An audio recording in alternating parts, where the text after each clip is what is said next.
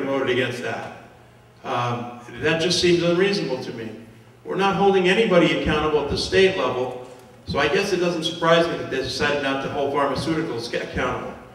I signed a good government agreement, and I would encourage any one of you, and all of you, to sign this agreement here. It basically says that I agree to the taxpayers of the district and all people in Massachusetts to believe that state business should be done open and transparent to all, work to reform our state's open meeting laws to include the governor and the legislature, which are currently exempt. I will oppose, vote against, and not participate in any and all efforts to meet behind closed doors at the State House when conducting official business.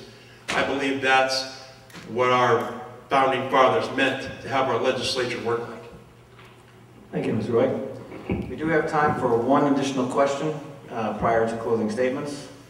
And we will start with Ms. Bialecki. Can you give your brief opinion on at least 3 of the following 5 controversial topics? The right to repair bill, increasing the gas tax, immigration reform, the decriminalization of marijuana, and expanding hunting to include Sundays.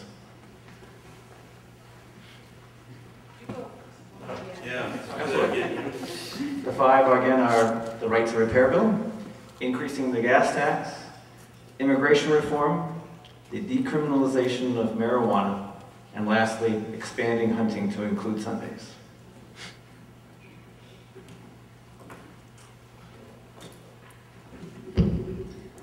Again, there is no lack of diversity in the questions or topics this evening. The right to repair bill, I believe, was decided already. It looks as though Massachusetts is going to, in fact, be the first in the country to have a right to repair bill. I have a brother who owns a small business doing automotive repair and know how challenged he is by this very law and how difficult it is when you have a car that has to be brought to a dealership and you're paying a lot of extra money for dealer costs that are unnecessary. I think we're going to spread around the wealth if we have small local mechanics with the ability to really diagnose effectively all makes and models of cars. With regard to medical marijuana, I am opposed to that measure. But certainly it's not something that the state legislature is going to decide. It's going to be decided on a ballot question this fall by the people of Massachusetts. I have serious concerns about some other states and their experience to date with having gone ahead with medical marijuana use in their states. And I'm very concerned about the impact that could have in Massachusetts unless we really have the right controls in place, unless we're really willing to listen to the experience of other states who have enacted this measure and really take that experience and use it to our benefit before we go ahead with such a shift. Finally, I guess to look at the expanded hunting on Sundays. I grew up hunting and fishing and am a native of this region, and it's part of our culture. I believe that a lot of the blue laws that affect things that happen on Sundays are out of date. Thank you. Ms. Fraser. In regards to the right to repair it, I believe that's going to be on the ballot. And currently, a lot of people are trapped if they have a newer car using the dealers, and the cost can be prohibitive. If you're in a fixed income, and right to repair allows you to repair it yourself. In fact, I think the Car Talk is one of the sponsors of this measure. I totally support it. And it also levels the playing field with your local mechanic. Increasing the gas tax, many of our roads and bridges are in very poor shape. If there is just a teeny tiny incremental increase, I could live with it, but nothing particularly large. Immigration, I see that as a federal issue. We have to create federal reforms where we have a clear pathway to citizenship, and that is a matter for great debate. Trying to end run it on the state level doesn't tend to work. Decriminalizing marijuana. Years ago, when I lived in the town of Barrie, I was a member of the Lions and Lioness, and I chaired the Quabbin Task Force on drug and alcohol abuse. I understand that marijuana is a gateway drug. It has to be done very, very carefully. because I believe it should be done, but there are ramifications to use of marijuana. Thank you, Ms. Fraser. Mr. White. Thank you. The gas tax, I'm going to go radical on it right here. As far as taxes go, I believe that fees and sales taxes and gas taxes are regressive taxes. I believe that those taxes hurt the general public, the people from the middle class on down, elders, everybody who uses them. Recently, there was a vote to increase the fees at state colleges by 6%. Wrong. Wrong. We need to be worried about a graduated income tax. And that's where we ought to concentrate our efforts, because the graduated income tax keeps the people that don't have expendable income from having to be burdened with paying for the government every time they turn around. We need to reformulate this. And I believe that. Nothing that's going to happen quickly, because I don't think anybody's going to agree with me, but that's the reality. Immigration reform, the federal government's done a terrible job. They ought to just pack up and go home. Those people are supposed to protect our borders. It's in the Constitution. They don't do it. They're not doing their job. But at the same time, we have people here that want to live here. They want to move here. They want to become a part of the society, and we don't bring them in. They say that Social Security is broken because we don't have enough people coming in. And why don't we take these people that want to be here, put them on Social Security, and whoops, it's saved. Hunting on Sundays, I think the animals need a rest.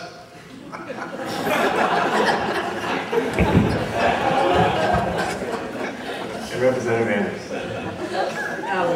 The title is representative, and that means I need to know and listen to what people want. There's been a lot of input and engagement on the right to repair, and we took the vote on that last night, and I supported all the folks in our district that wanted that.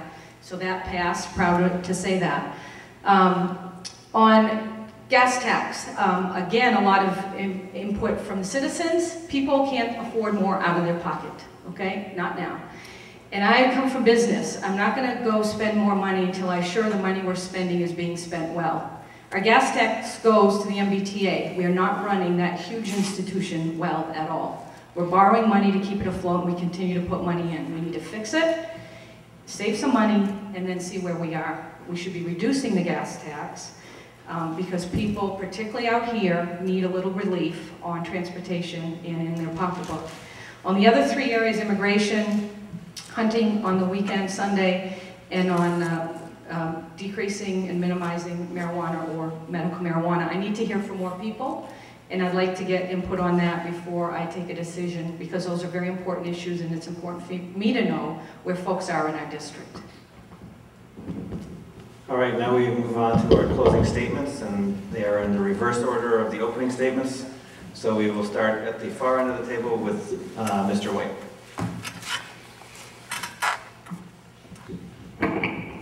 Before you said my name, I knew where I was going to start. There's so many things that I want to say. The reality of it is that I believe that the representative doesn't vote in the way that represents me, and I don't believe she voted in the way that represents most of the people.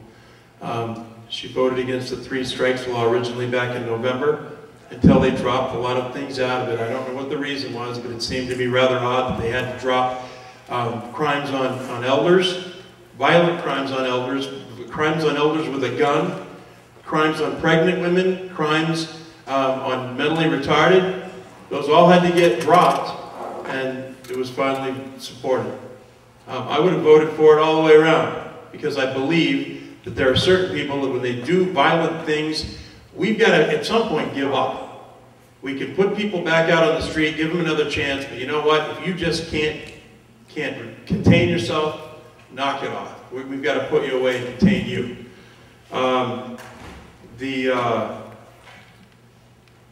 We talked about we talked about everything, and I did. I lost my place. I got hit with a train here. Look I'm just going to say I hope that you'll consider my blueprint. I hope you'll consider what you've heard here tonight from everybody and make a wise decision. Thomas Jefferson said, an informed public makes wise decisions. That, by the way, is why I believe in open government. So people can make wise decisions about the legislators and their leaders based on what the legislators and leaders do, not say they're going to do or say they've done. It's what they do. And we don't have a chance now to see it completely and clearly, and that's not right. Thank you. Ms. Fraser.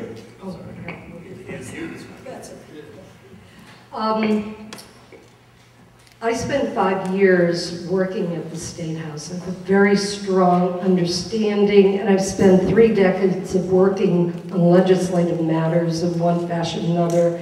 I have very strong skills in terms of constituent services, which is a major part of the job, as well as the legislative piece. However, the real reason I chose to run this time is because my strongest skill is in economic development. I've spent 3 decades working on economic development in one fashion or another, either on a town level or professionally as a planner with the Private Industry Council. One of the things I would like to do, if elected, is create a strategic, Second Franklin District strategic, economic, environmental, and energy task force.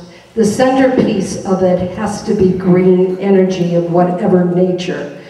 This is the way to the future. We have to continue with broadband. We have to look at the region strategically and find a way to draw industry here. I've spent time discussing these issues with various college departments and have talked to Joel Tickner at the University of Massachusetts in Lowell. Thank you, Ms. Fraser. Sorry. Ms. Bialecki? Well, thank you to the audience, the planning committee, and the viewers of this forum. I look forward to continuing to hear from voters of this district and to continue to bring that voice forward. This election will bring a very real change for the 2nd Franklin District, as 7 of the 12 towns now included do not have an incumbent running, and every vote truly does count. I plan to work hard to ensure that the district remains democratic and to fulfill my pledge to work with our local team of legislators to benefit all of our residents and our local business. My full-time energy and commitment will be invested in the job of state representative. I look forward to working on policy which can support the growth of our region and the economic development we need to build the infrastructure. My priorities include economic development, support for education, and creating a long-term plan for the future of our region. I look forward to getting to know even more of the great people of our district and with your support to become your state representative. And if anyone would like more information about the campaign or any of our priorities, we have a website, there's information out at the front table, and it's rebecca4rep.com. Thank you. Thank you. And lastly, Representative Andrews.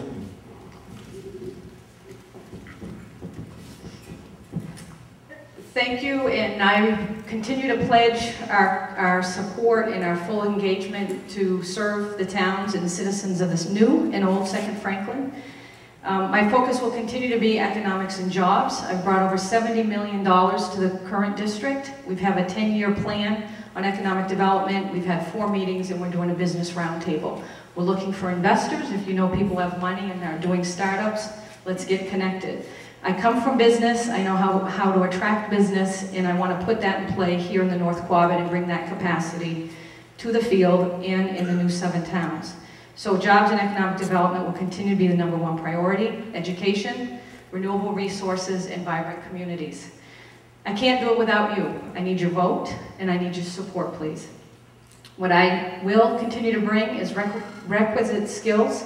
You have a 1.5 years invested in my learning and my contribution in a very complex system, and I'd like to continue to go at that on behalf of these communities. I will bring a good heart, respect for all people, continue to build the relationships because relationships will make the difference on bringing investors here and growing our communities. And at the end of the day, I'm wired for results. I have to have results. I need to get results. It's in my DNA as much as this area is in my DNA. I love this area and respect it, and I'd be privileged to continue to serve as your state representative in the new 2nd Franklin. Thank you. Thank you, Representative Andrews. And thank you to the 4 Democratic candidates for the state representative seat for the new 2nd Franklin District. Representative Denise Andrews, Rebecca Bielecki, Genevieve Frazier, and Jim White for offering their insight to all the questions debated tonight. Our hope from those of us at the Gardner News, as well as the Templeton, Athol, New Salem, Orange, and Petersham Democratic Town Committees, is that this debate has offered members of the community valuable background into each of the candidates heading into the primary on Thursday, September 6th, to have a better understanding of who you will vote for and why. And don't forget, there will still be 2 more debates with these 4 candidates on Monday, August 13th at 7 p.m. at the Athol Orange Elks Club at 92 Old New Athol Road in Orange, with the moderator being Tony Signoli of Springfield, and then on Thursday, August 23rd at 7 p.m. at the Belchertown Town Hall on 2 Javish Street in Belchertown, with the moderator being Peg Lorraine of Belchertown Cable TV. So with that, I am Andres Camano, Senior News Editor of the Gardner News, saying good night, and I again ask that you make it to the polls on Thursday, September 6th to vote in the Democratic primary, and then again on Tuesday, November 6th in the general election.